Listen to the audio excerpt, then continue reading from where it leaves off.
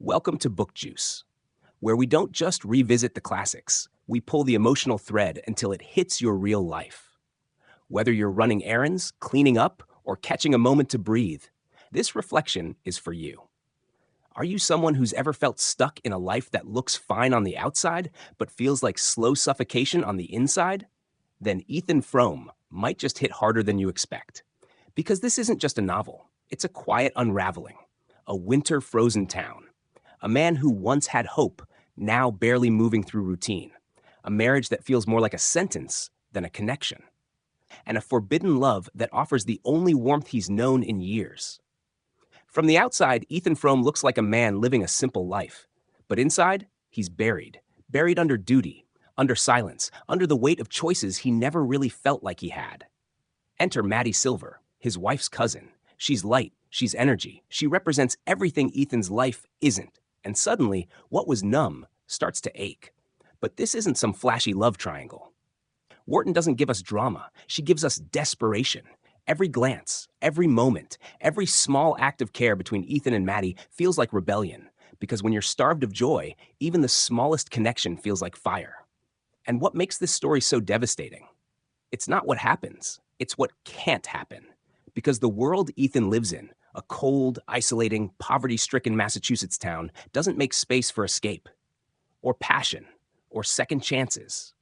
He's trapped by duty, by fear, by economics, and by the guilt of wanting more.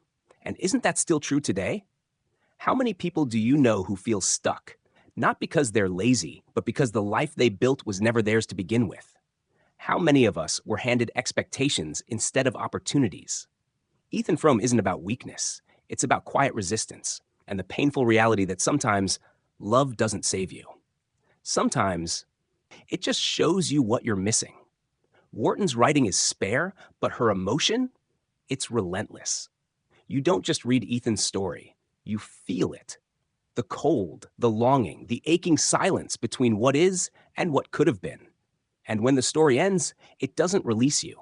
It just leaves you sitting in the snow, asking what would have happened if Ethan had chosen differently. Better to have a broken body than a broken heart. But what if both were avoidable? If only you were allowed to want more? And yes, we say it out loud because it matters. So here's your reflection. Where in your life have you convinced yourself that longing is dangerous and silence is safer? What dream or connection have you buried just to survive? Drop it in the comments. Let's talk about desire, duty, and the quiet cost of never choosing yourself. And if you're ready to feel something that doesn't let go easily, grab the book and let it sit with you in the silence. Sometimes the stories that hurt the most are the ones that reveal the truth. This is Book Juice, short reflections, deep impact.